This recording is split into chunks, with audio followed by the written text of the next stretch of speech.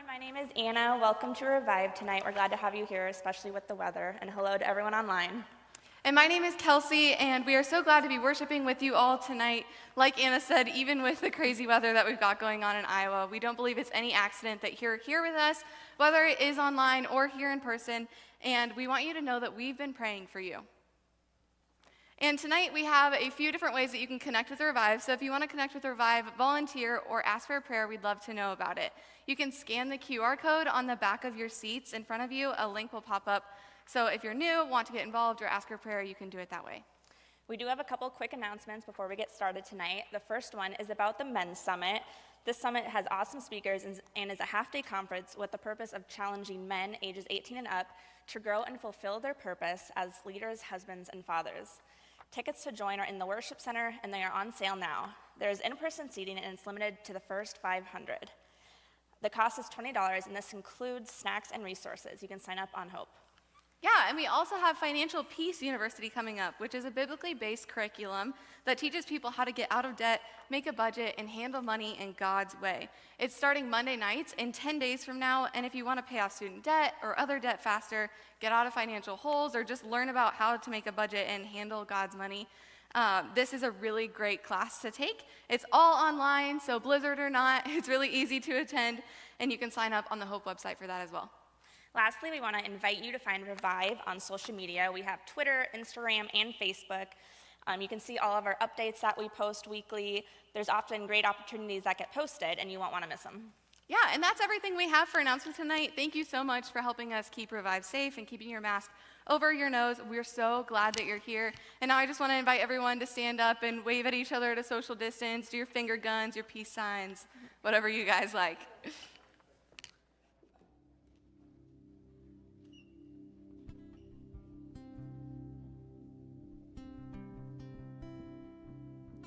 Welcome once again, everyone. So good to have you all here. My name is Levi. We're going to go ahead and get started with worship. So let's just sing this wonderful song about the goodness of the Lord. Let the King of my heart be the mountain where I run, the fountain I drink from. Oh, he is my song. Let the King of my heart be the shadow where I hide, the ransom of my life. Oh, he is my song. You are good, good. Oh, you are good, good. Oh, you are good, good. Oh,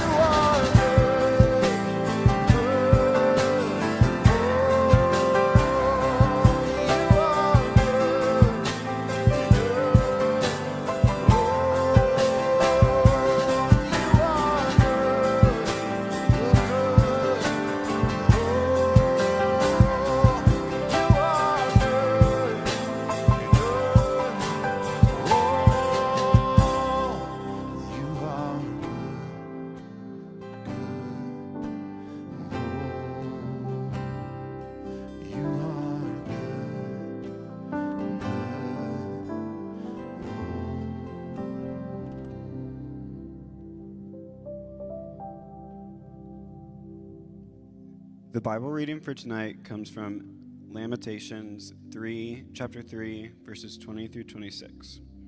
I will never forget this awful time as I grieve over my loss. Yet I dare to hope when I remember this. The faithful love of the Lord never ends. His mercy never ceases. Great is his faithfulness. His mercies begin afresh each morning. I say to myself, the Lord is my inheritance. Therefore, I will hope in him. The Lord is good to those who depend on him, to those who search for him. So it is good to wait quietly for salvation from the Lord. Here ends the reading. Let's bow our heads together in prayer. God, we thank you for the salvation that comes only from you. God, we thank you that your grace and mercy is new for us each and every day, each and every morning.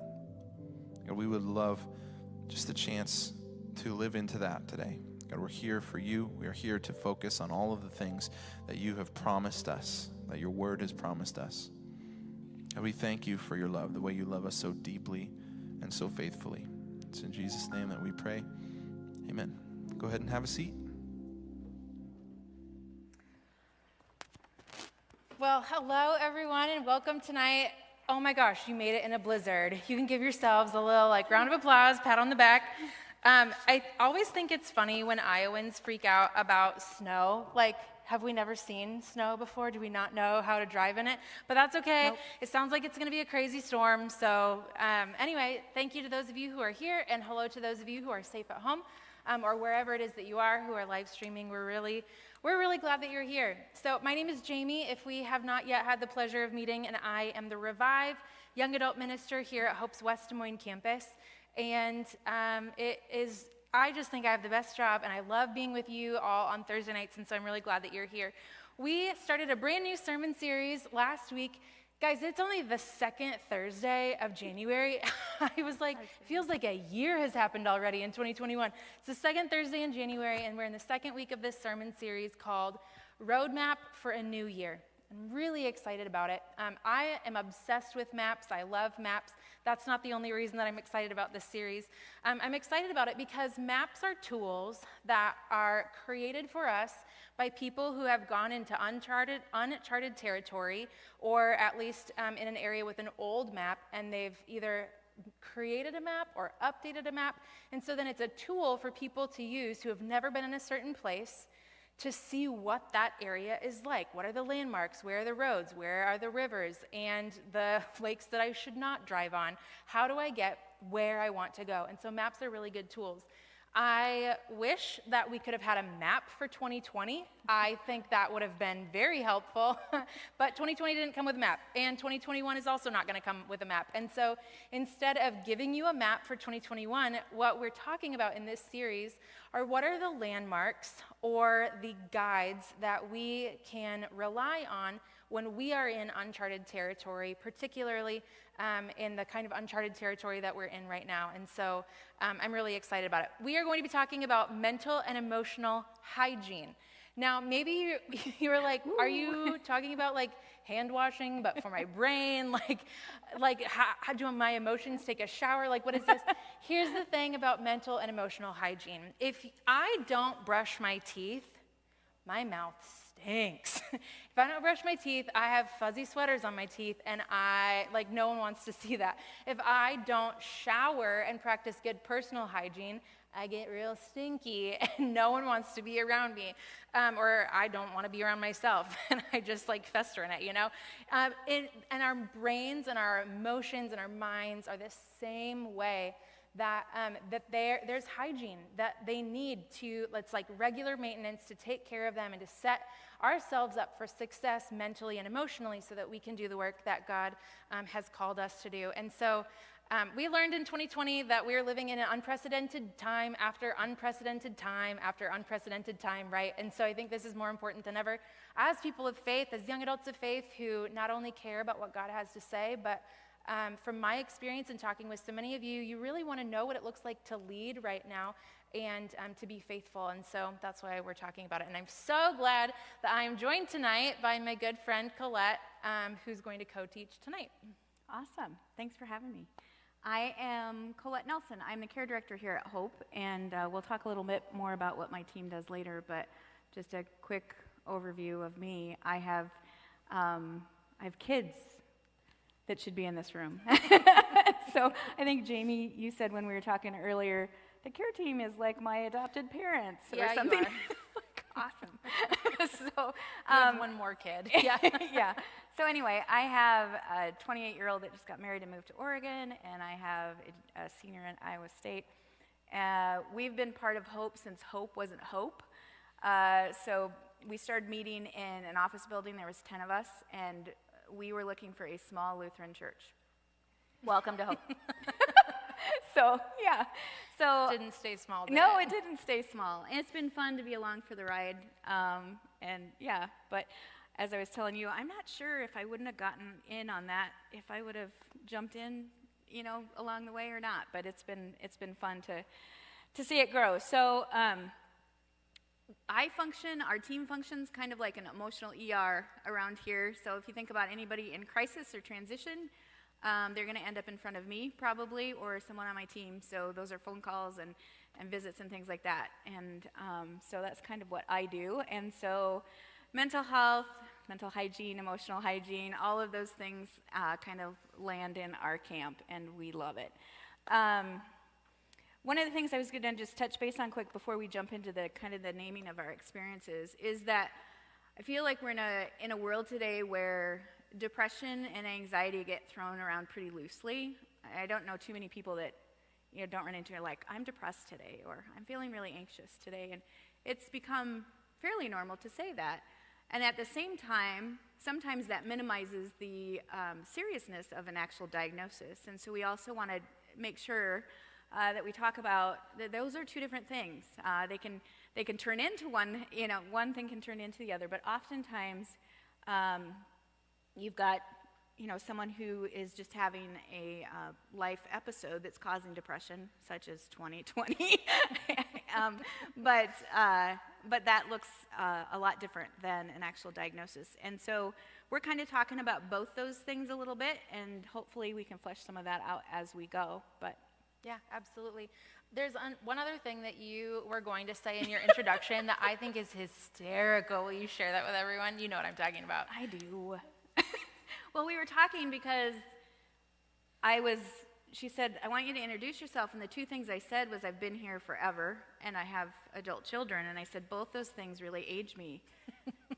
And then I don't know, I said, maybe I should share with them that I am an avid Metallica fan. And then I said, you probably won't even know who Metallica is, so that also ages me. Do you know who Metallica is? Yeah, okay. At least Kevin does. That's awesome. It's the only time devil horns are appropriate. Anyway. Oh my gosh. Okay, well, we're in for a treat tonight with Colette here, is what that means. So the first thing that we're going to talk about tonight, there's kind of three big categories that we wanted to talk about together. And the first one is how important it is to name our experiences. There's a lot of power in naming your experiences. I heard recently, I wish I could quote this person, but I didn't write it down. I probably was scrolling real fast and just saw it. It's really hard to heal what you don't name. And so naming an experience and putting words to it is really key. I know for me, if I experience something that I perceive as negative, my number one reaction is to want to like put that in a box, shove it down somewhere in the bottom of another box, put it in the trunk of my car, lock it, and never think about it again. Like, that's not fun, that's not exciting. If we could just throw 2020 in a box in my trunk, or maybe not even my trunk, because then I'd be hauling it around. If we could put it in the deep, dark recesses of a closet or of a storage unit, that would be awesome. But that doesn't allow us to have the power of naming something so that we can experience healing in it. And we see this all throughout the Bible. When you think about the Psalms, often the Psalms of lament or of crying out to God are really specific in naming the experiences that the psalmist has gone through. And so we see this all throughout the Bible and other places as well, like in Lamentations, where people name very specific experiences of, God, it feels like you have forgotten me. God, are you just going to be absent for forever? And so naming those things is really key to being able to step into the wholeness that God wants for us. The other thing I think is really key in naming our experiences is realizing, many of you are familiar with the shortest verse in the Bible. It's John 11:35, and it's just 2 words. And if you're seeing the screen right now, I invite you to read it with me. Jesus wept. Jesus wept. Jesus took the time when he knew that his friend had died. Jesus didn't just come in and wave his magic wand or do the Jesus thing, right, and resurrect his friend from the dead. Jesus took the time to feel that emotion, and we see that in Scripture, and that's so powerful for us to realize that Jesus felt that sadness and that lament of that grief and what it feels like to be human. And so that's okay for us to name things, because Jesus also took the time to stop and to recognize this is something that I need to feel and to be in right now. So, Yeah, we have had a lot of people that have come forward and are just feeling off during 2020. And I don't think anybody's naming the fact, like you said, naming things, naming the fact that we all, regardless of our experience in 2020 and how the pandemic, how racial injustice, how the election, all of those things have impacted us, what we don't realize sometimes is that we are all taking part in a grief and trauma experience, regardless. We are surrounded in a world where things are changing at a rapid pace. We don't know what's happening tomorrow. We've spent, 2020 just kind of clutching through the days, not sure what's going to happen and things like that. When you think of the stages of grief, we were talking about this earlier, but it's like, okay, denial. Did any of us, when the pandemic started, did any of us hang out in denial for a little bit? And we were like, oh, is this really happening, And there's, the shock.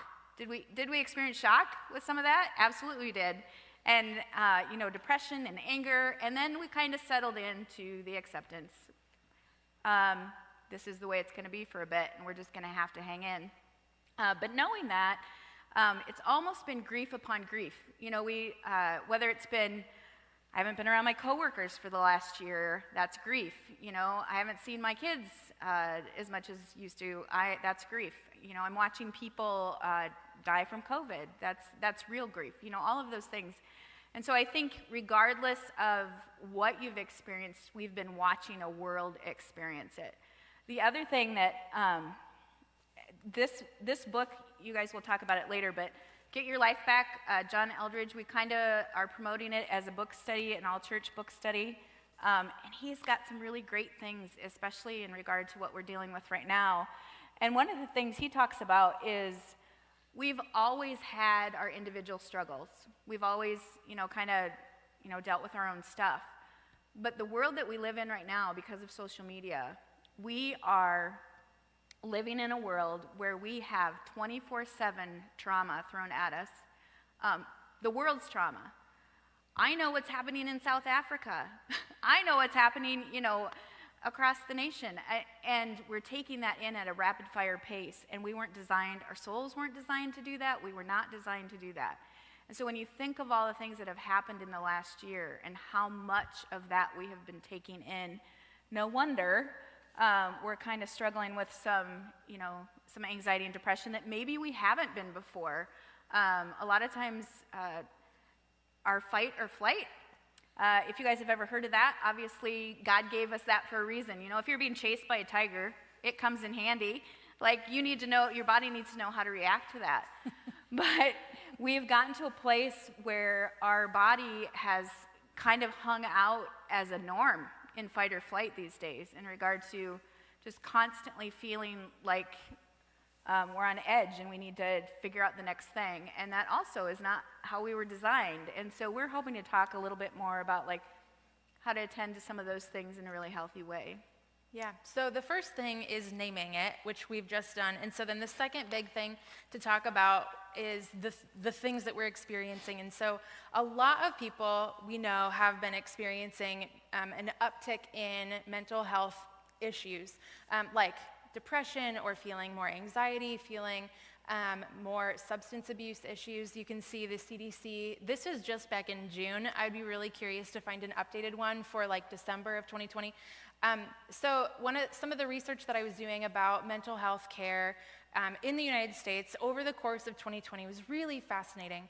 So researchers who normally look at mental health stats in the United States every year or so, after a couple of months into the pandemic, realized they needed to not do it yearly anymore, but they needed to start checking in monthly. So like the American Medical Association, the American Heart Association, the CDC, public health organizations across states all started looking monthly, and what they found was something that we can understand just as soon as you hear it, that if you look at events in our US history like Hurricane Katrina or 9/11, what you see is a spike in people reporting, I feel anxious, I feel depressed, my PTSD is being triggered, things like that. So there were spikes. What we're seeing now is higher than those sustained levels. So you had spikes, and now we see higher, and they're not just a spike, it's sustained. So I think that's really important to pay attention to. This particular graph says that during late June, 40% of US adults reported struggling with mental health or substance use, and I'm like, that's great that 40% were being honest. The rest of the 60% were in denial. Yes, for sure. Yes, and so it's just the other statistic that really troubled me, and I was also at the same time like, well, yeah, that intuitively makes sense to me, is that young adults between the ages of 18 and 25 reported that 1 in 4 of them reported that they were contemplating suicide as a result of the stress of living through 2020. And so I heard that stat and very quickly went through a mental list of all of the young adults that I know that are in my family, that are my siblings, that are my cousins, that are my friends, and thought, okay, so statistically speaking, 1 in 4 means that I have several loved ones who have thought about that. And so if that is you, we want you to know that we are here for you. And if you have a friend that you're worried about, please reach out. We'd love to get you some help and get your friends some help. So anyway, it's really important as people of faith to realize, like, this is something that is really important and is really crucial for us to be talking about. And so Colette has a ton of really great things, like in a toolbox or a roadmap to use as we're navigating these things in ourselves and also in our friends. I think one of the things you said was you brought up all the different things that have happened in our reactions to that, such as 9/11. And the difference between 9/11 and what we've gone through this last year is, if you remember 9/11, a lot of people ran to the church. They had the church. They had their community church as support. This building was full of people that were just freaked out, scared, lamenting, all of those things that just came together as a body.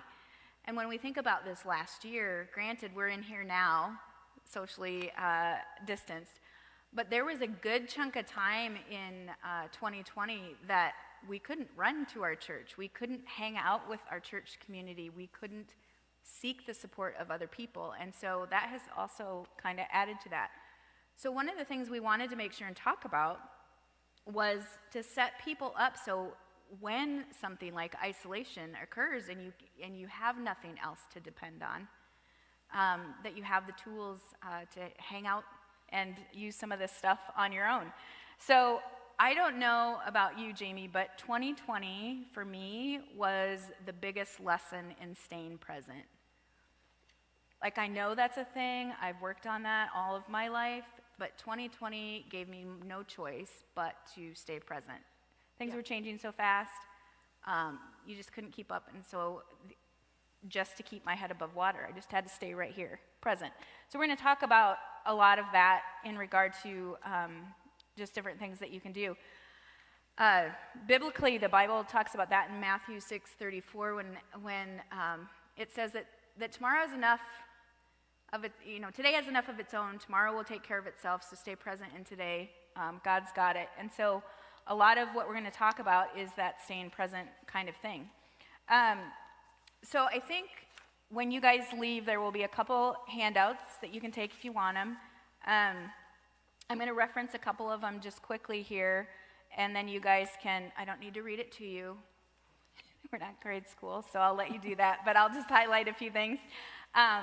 The one document is actually, I struggle with anxiety and depression myself, panic attacks and all the fun stuff that comes with that. And so I jotted down a document of all the things that I find helpful. And I've had so many people that ask me for it, like, what do you do? What do you do? And so I just made a document that kind of covers some of those things. So I'm going to reference that, and then along with that, there will be kind of a more visible way to kind of look at those things. It's a grounding skills log, and so a lot of the things that I have on my list are also on here, but this will give you an actual way, if you choose to kind of track those things in your life, to kind of go, oh, ooh, sleeping's off, eating's not been good, no wonder I feel, all of those things. So that'll be back there. But I think, out of all of the list that I made, which includes stuff like, obviously prayer and thankfulness journals and podcasts that I listen to and different things like that, there are three that when Jamie and I talked about, we kind of thought would stand out in regard to maybe we should touch on it. So one of those things being exercise, and I don't know about you, but when I'm depressed, that's the last thing I want to do. Like, I am not going to Put on yoga pants and go to the gym when in a I pandemic, feel terrible? No. Right? And so so I had to learn to set the bar low. Set the bar low. It's about serotonin. That's, and so for me, it was just go take a walk around the block. Just start there. Just take a walk around the block. And when I did that, I always did kind of a, Your declarations? yeah, kind of like, I am good, I am worthy, I am loved, I am God's, all of those things kind of repeated to myself as I walked and things like that. But so obviously that's something to look at.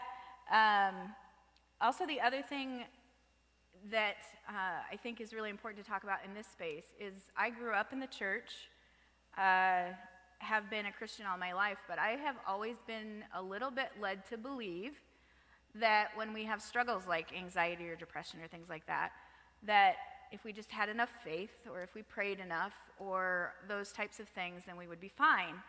And so I want to make sure and touch on the topic of both counseling and medication from a Christian perspective. We're here to give you permission to say it's not only okay, we encourage it, especially the counseling piece.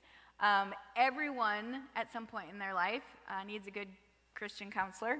And when I think about the stage that my kiddos are in, and when I think about where you guys are at, this transition time in life where you're trying to figure out like what's next in my life and what am I doing and what's my purpose, counseling is a really great space for that too. So that's another resource we can provide you with. We have a great list of really amazing people that we work with. So, and then lastly, kind of the idea of junk in, junk out.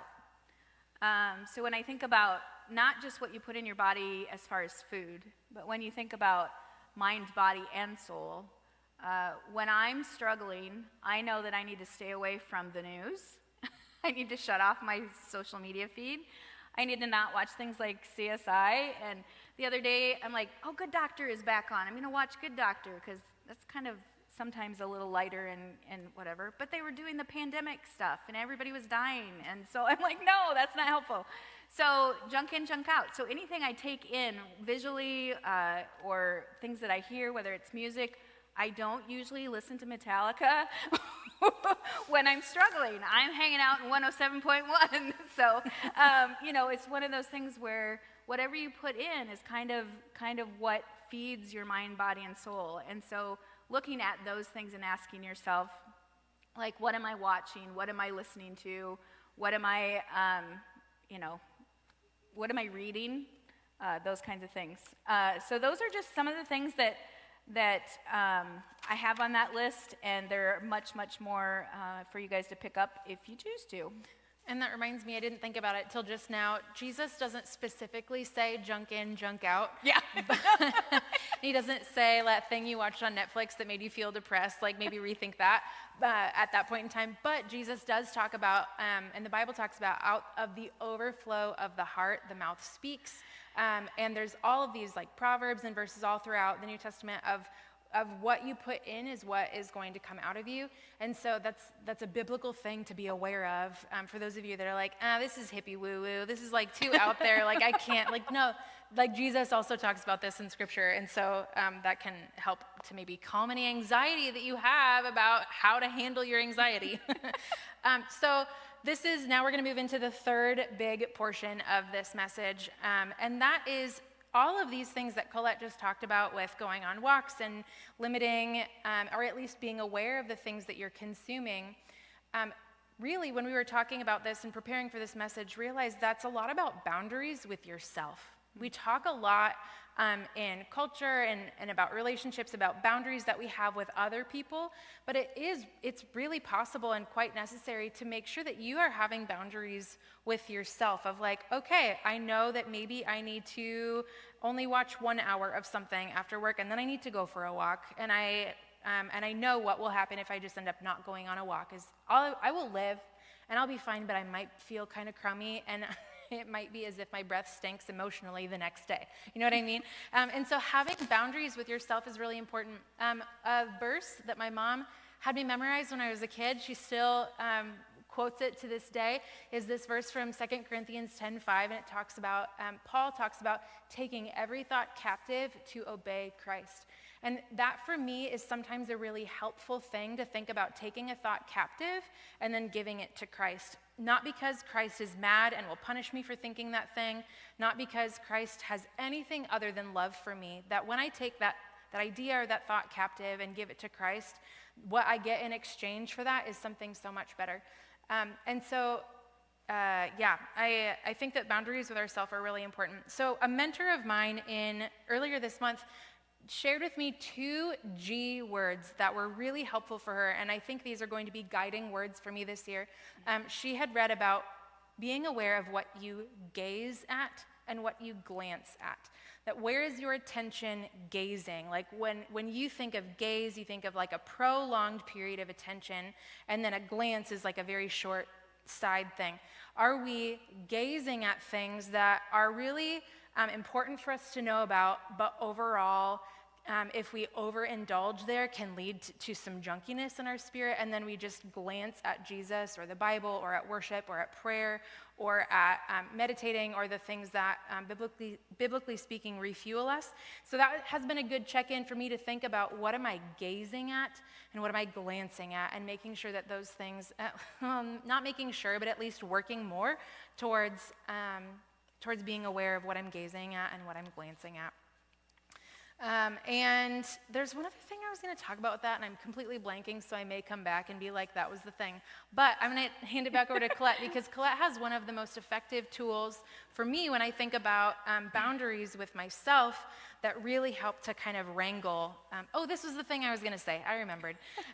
Is that when Colette talks about walking and taking every thought captive, one of the things that I have learned is that, I don't know about you, but sometimes in my struggle with anxiety, sometimes I have thoughts that just loop, and I kind of ruminate, and I can't get out of this loop. I see several of you nodding, so I know that you know that as well. One of the best things that you can do when your thoughts are looping is something that a therapist taught me, a counselor taught me, is you move both. If you think of an axis going down the right and the left, just on the center of your body, separating it into 2 halves, doing something that activates both halves of your body can stop that loop from happening, because your brain can't loop if both halves of your body are moving. So that's why walking is really key. Just simply like walking around the block, yoga. You can sit if you don't want to do anything. You can just tap both halves of your body. So that can be a physiological way of helping you to do these things. So will you talk about the 3? Yes, I absolutely will. It was funny because on social media the other day, I ran across somebody had posted this, and I thought it was perfect for tonight. I grabbed onto it just because, like, this is a jewel, and it was actually posted by somebody who used to run this ministry years and years ago before it was revived. But it says, refusing to know about things that you have no control over is a form of self-help. Say that again. Yeah, think about it a minute. So refusing to know about things that you have no control over is a form of self-help. And so as we jump into what I call the O zone, or the 3 O's, others, outcomes, and old stuff. Those are all things that you can't control. So back to that phrase of refusing to know about things you can't control. So when you think about others, you can't control what others do, right? Outcome has to do with what's going to happen in the future.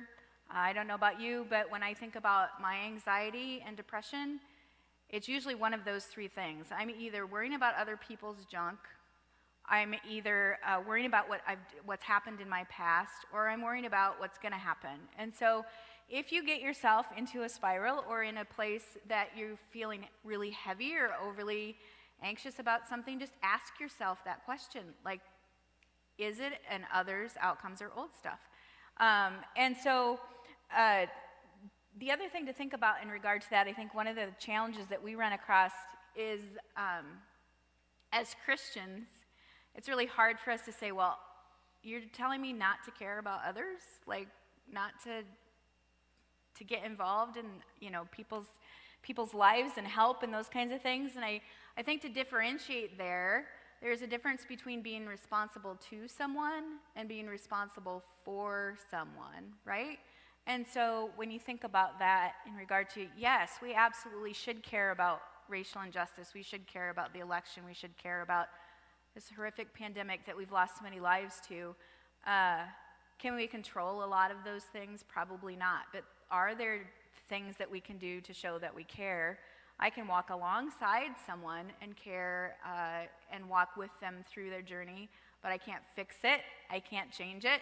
And so, especially for someone like as part of the care team, if I didn't have boundaries that way, if I took on everybody's stuff that I ever met with, I would be you'd be visiting me somewhere. And so it's really important, even though I've had to kind of wrestle with, but I really care, so I want to help and I want to take that stuff on. But at the same time, we are not God. We weren't created to solve the world's problems, and we can't save the world even if we wanted to. So, and again, when we talk about the world that we're living in, God did not design us to be in a world where we are inundated by the world's problems constantly and then feel like we have to fix it all. So just kind of a prompt to others, outcomes, and old stuff. And I bet you money that when you're ruminating or something, it's one of those 3 things. And it's just a good pause and a good thing to grab onto, take captive, and give it to God. You have a phrase that you really like to say about a circus. I love it also. Would you be willing to share that? Not my circus, not my monkeys. I say it a lot because and I've kind of had to say that to myself, to almost tell myself that. I'm like, okay, separate yourself. Not my circus, not my monkeys. Yeah. Not my circus, not my monkeys. Not my circus, not my monkeys. And so, but then every once in a while, a friend will remind me that I'm talking about my own family, and they're like, they actually are your monkeys. And I'm like, oh, shoot, that doesn't work there then. So, but anyway. Dang it. So yeah, not my circus, not my monkeys. So Colette is going to lead us through an exercise that kind of is a good tool for all this. But before we do that, I have a lot of people here at Revive who, when I talk about the care team all the time, because I think they're awesome. I think that the work that they do is awesome, and the individuals that they are incredible. And so I talk about the care team a lot, but several people lately have been like, Jamie, you talk about this like care team, like they're like these ethereal angels, just like we don't know who they are, we don't know what they do. And so would you be willing to share a little bit about what the care team is and what you do? Yeah, this is actually one of our more serious pictures at the bottom. Most of them aren't appropriate for posting. and I say that because we have a job that is really taxing. And so when we aren't doing those things, we are absolutely goofy and silly. And so the top picture is actually the first time that we've gotten together as a team, socially distanced right before Christmas. And so that's as close as we've gotten for a bit, so it's been hard. But so the care team basically, in a lot of churches, the pastors take on this 100%. If you go to a smaller church, you'll find that pastoral care is 100% pastors, and they do that here too. But we tend to be front lines, like I said, with a lot of phone calls or walk-ins. And our job in that space is just to be present, meet people right where they're at, whatever it is that they're dealing with, and pray with them, and then try to help discern next steps and figure out how we can best support them. And sometimes that's within the walls of hope, with things like Celebrate Recovery, which we need to talk about, Celebrate Recovery and grief support groups and things like that, or it might be connecting them to really good counselors in our community or other support groups, etc. So that's one thing that we do. We also, obviously, there's 6 of us, and we each kind of have an area of expertise as well. Like Melissa Dale, she is full-on recovery. She leads our Celebrate Recovery on Thursday nights. She also deals with all our calls for benevolence and people that need rent and those kinds of things, and any other recovery type things. We have a person that focuses just on funerals. We do hospital visits. That falls within our parameters as well. Let's see, I'm trying to think. All the support groups. Divorce I mentioned care, it, grief divorce care, care. grief share, you name it. We've done that. And then any resources also. We resource people a lot. Mental health is my jam. I kind of hang out in that space a lot. And so we also we've helped people admit themselves to the psych ward. We've helped them get long-term help that they've needed. We've helped normalize mental health issues. We've done all of those things. And so we kind of are a bag of mixed nuts, literally. But yeah, we all come from our own backgrounds that God has used our own junk to bring us to this place. And so it's just a really huge blessing. And on that, I want to make sure and plug. We talked about this earlier. The other thing that's really foreign to a lot of people is Celebrate Recovery. And even though you've heard about it, I don't think most people get what it is. So we are just going to take a minute. Celebrate Recovery stands separately than most recovery groups for a couple reasons. One, it's Christian-based recovery. So unlike Alcoholics Anonymous or whatever, we name that our higher power is God. And we also believe in AAA. We have it here in the building as well. We think it's important. But CR is Christian-based, and the other really amazing thing about it is it's for any hurt, habit, or hang-up. So I don't know, if I took a survey tonight and asked you guys if you had a hurt, habit, or hang-up, I bet every single, Both hands. Right, and feet. Yeah. If you have a pulse, you should go there, is kind of what I tell people. But, so there's a worship component, and there's a lesson and a testimony of somebody's life that's been transformed by Christ. And then we break into groups that are issue and gender specific. So you won't find groups that are just about drugs and alcohol. They are there. You'll find those too. But you'll also find groups for depression. You'll also find groups for codependency. You'll also find groups for survivors of sexual, emotional, and physical abuse. And so it's much broader than what a lot of people think. It's also one of those things that we, confidentiality and anonymity are really important to us. So we don't have, people that go don't register. You just show up. We're here every Thursday night. It's online like you guys are. It's online and in person right now. And so on Thursday nights, we start in there at 6:30. And so there may be a season in your life where, hey, maybe it makes sense for me to hang out and celebrate recovery for a bit. And yeah, so check it out. If you have any questions, you can certainly reach out. But We've had a lot of Revive people do that. Mm-hmm. Yep. Or when we've had Celebrate Recovery at other campuses, they'll do a constellation of a plan of I'm here this night, I'm at Revive this night, I do this thing this night. So yeah. because the other thing about it is a national, actually worldwide program. So there are other churches all over the place that do Celebrate Recovery. And so even if you didn't do the one that's here at Hope, there are others in our community that we can connect you to also. And the cool thing is that it's full on from birth to Celebrate Recovery. While Celebrate Recovery meets, there's also a group called The Landing, and that's the teen version of Celebrate Recovery. So those are, I don't know, again, Who had trouble as a teenager and could have really used somewhere to go? That's the Landing. And so the Landing meets on Thursday nights. That's a branch of Celebrate Recovery. And then they also do little kids. We're trying to give people and families the tools that they need to just be successful in life. And so we're starting them little, and we're talking about things like denial and forgiveness and God and all of those great things. So, Cool. yeah. Thank you for taking the time to share about that, because I think that really illuminates what that ministry is and what it offers for anyone who might want it for themselves or for a loved one. So, okay, as we move into a time before we close, grab the blue sheet. One side has the grounding skills log. That's something for you to just have. Go to the FAB. I love this, FAB prayer journaling. Both of these sheets are resources that are available through one of our kind of mission partners, Heartland Christian Counseling here in town. They have a ton of resources on their website that you can see for free. I literally just went to their website and got this because we were in partnership with them. So get that FAB prayer journaling sheet out, get your pencil, and Colette's going to lead us through this. Yeah, so when you think about it, I sometimes set aside time with God, and then I sometimes set aside time to journal, and this gives us a really good opportunity to kind of put both together and attend to the stuff that's in front of us. And so FAB prayer journaling is just exactly what it says, and so we thought we'd give you guys a minute we're just walk it out tonight. So we're just going to ask the Lord to bring to mind to us, what am I feeling? Lord, what am I feeling? And just identify whatever that is.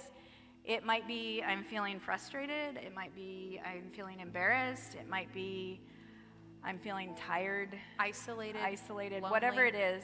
Just take a minute and talk to God about what the feeling is and jot that down.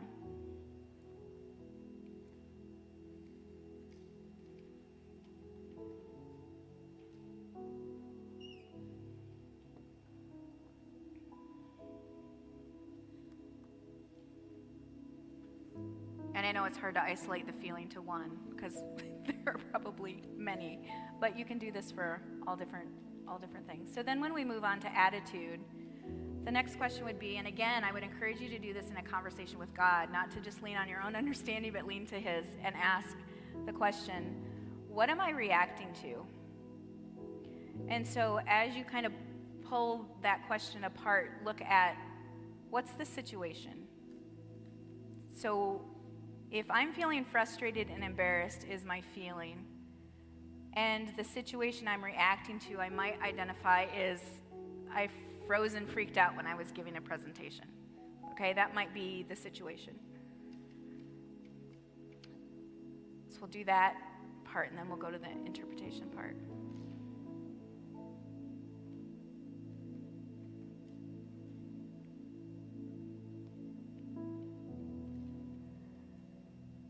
So I think that, for me, the interpretation and the truth are really big.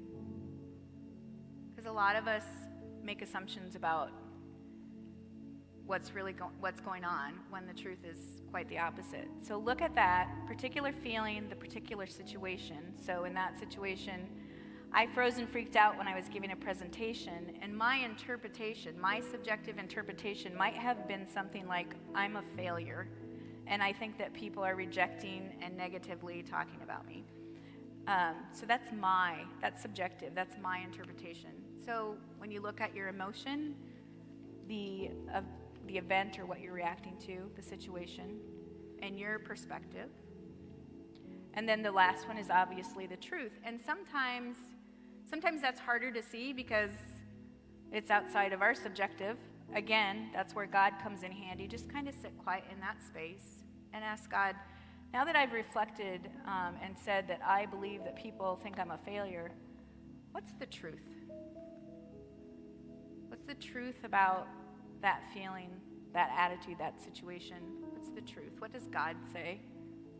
And that might have been something like, the facts are I survived the presentation.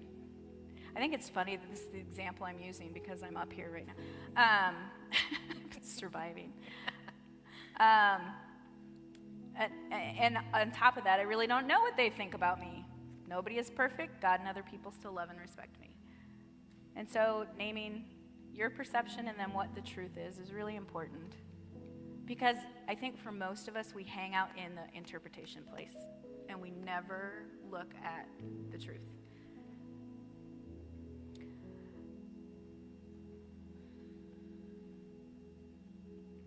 How we doing? Awesome. Then let's look at behavior. So we've got feeling, attitude, behavior is the last of the FAB prayer journaling. How did I, or how am I, responding to my interpretation, my feelings of the situation? What's my typical knee-jerk response? So identifying the behavior. So in this situation, it might be, I usually, when I feel like I am embarrassed and frustrated, my knee-jerk behavior is I want to beat myself up. I want to worry and likely over-rehearse for my next presentation. So when you look at behavior, what's your knee-jerk response when you're interpreting that particular feeling in that situation?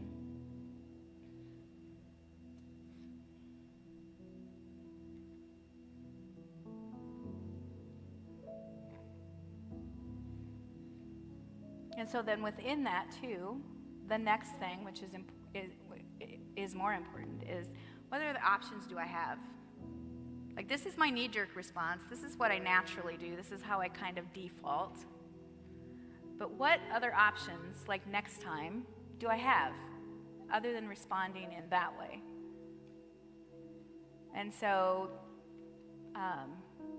in this particular situation, we talk about I can really only manage myself. I can't attend to others' outcomes and old stuff. And so I'm just going to be okay with it. In that space, again, really listen to God for what that would be. Because sometimes I think we don't think we have other options. This is the reaction I always have, so why wouldn't I always have it? My reactions are always right. Right? And blameless and pure. Right. And then lastly, what do I choose to do? So in this example, accept it as it is, learn from it, grow stronger, whatever you choose to do with that. So does that all make sense?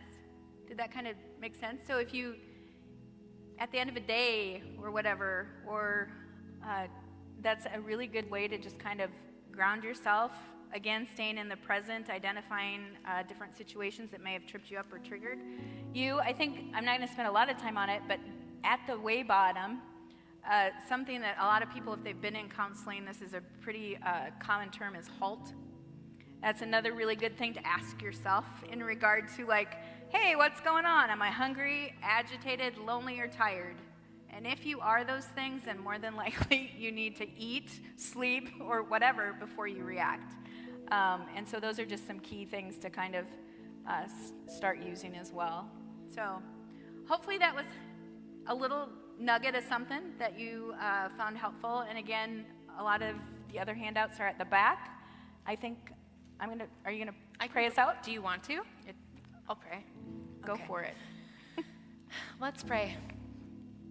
God, we are here because we want to know what you have to say, or because we're at least curious to see what you might want us to know this week as we are in the second week of a new year. And so, God, I ask that you would bring perspective to our situations, especially to the places where we're feeling a little bit more agitated or a little bit more upset. God, would you point out to us the truth? Would you point out to us the truth that you love us, that you love all of your kids, that you are near to those who are heartbroken, and that you want to bring us into healing and wholeness all of the time. That is always game plan A, is healing and wholeness for creation, for your people, for relationships, for situations where we hurt. That's who you are, and that's your heart for us. And so God, as we check in tonight with our emotional and mental hygiene, would you remind us before anything else that you love us and that your love for us runs so deep that there's nothing we could ever do to make you love us any less. That's our starting point. And then from there, God, if there are things that we are reacting to that you would invite us to do, maybe react differently, God, would you in your gentleness guide us into those things? Help us to be people who are aware of our feelings, our attitudes, and our behavior so that we can be people who represent you well in the world. God, through this community of Revive, through the young adults that are here at Hope, through all of the people throughout the church around the globe, God, we ask that through us, we would be able to bring your transformation to the world around us. And we know that that starts with our relationship with you and checking in. God, we ask for big things for this year, that you'd move in us and through us, and that you'd lead us in your love. We love you, and we lift all of these things up to you in Jesus' name. And everybody said, Amen. let's stand and worship.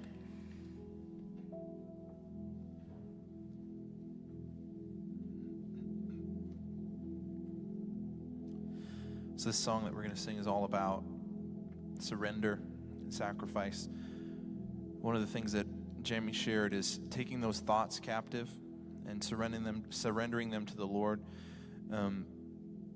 We recognize that not everything that's always going on in our mind or in our life is always in our control, but those things that are in our control, whenever we can take a thought captive,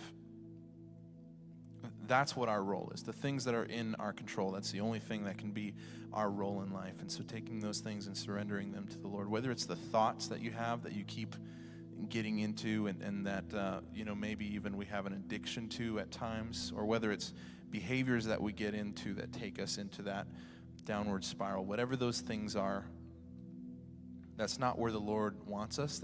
Those aren't the dreams and the hopes that the Lord has for us. He has the greatest life planned for us. And this song is just all about that. God, when you say that something is wrong, I'll say no.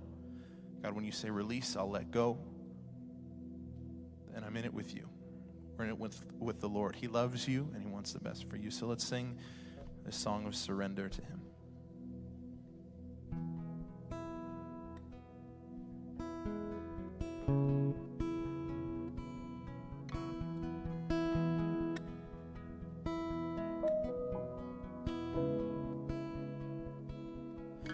This is my worship. This is my offering. In every moment, I withhold nothing. I'm learning to trust you, even when I can't see it. And even in suffering, I have to believe it. If you say it's wrong, then I'll say no. If you say release, I'm letting go. If you're in it with me, I'll begin. And when you say to jump, I'm diving in. If you say be still, then I will wait. If you say to trust, I will obey. I don't want to follow my own ways. I'm done chasing feelings. Spirit,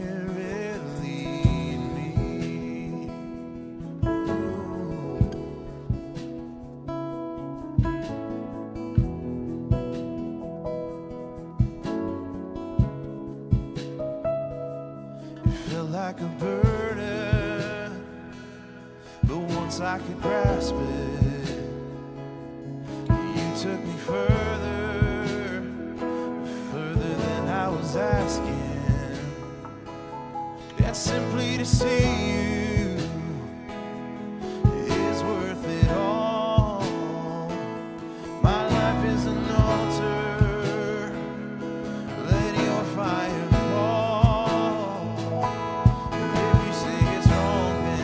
say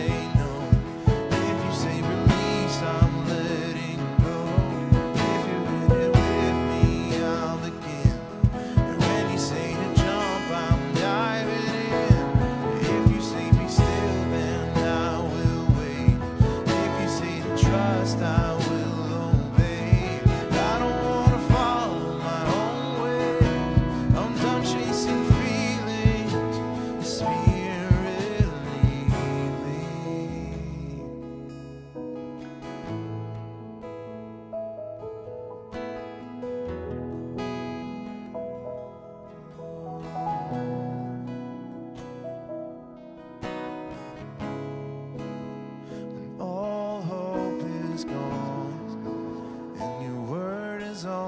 of God. I have to believe you still bring water from the rocks to satisfy my thirst, to love me at my worst. And even when I don't remember, you remind me of my word. I don't trust my ways, I'm trading in my thoughts. I lay down everything because you're all that I want. I've landed on my knees. This is the cup you have for me.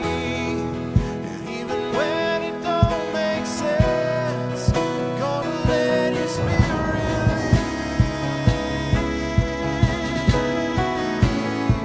I'm gonna let your spirit lead.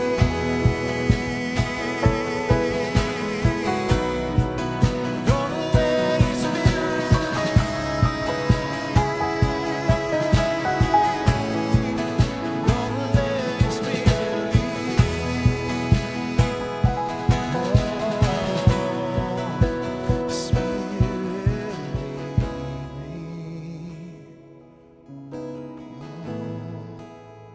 Spirit, lead me.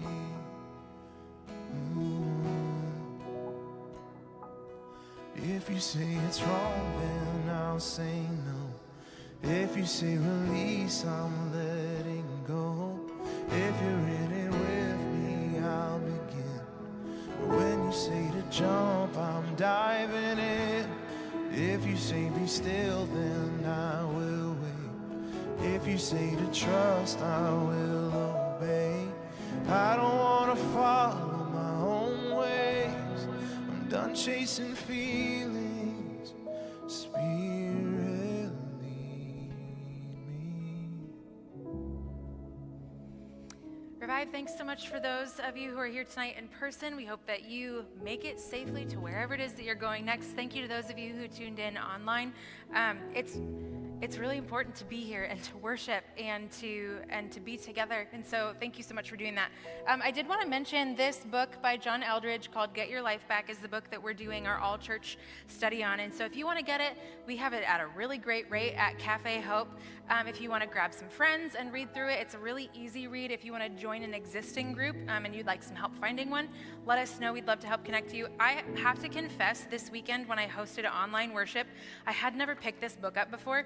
And so I wanted to grab it for online hosting just to show everyone. And so I just personally looked at the table of contents, and as I was looking through them was like, oh, yep, that'd be good. Oh, yep, that'd be good. Oh, yep, that'd be good. These are the contents: the 1 minute pause, drinking beauty, simple unplugging, kindness toward ourselves, allowing for transitions, get outside, remembering who you love, and that is 7 of 14 chapters. So if this book sounds like it might be right up your alley, then you can go grab it in Cafe Hope. All proceeds go to missions. We don't make any money off these. I just purely tell that to you as a resource for your mental and emotional hygiene. So thank you so much for being here. We'll be right back next week. Take care of yourselves. Know that God loves you. We'll see you next time.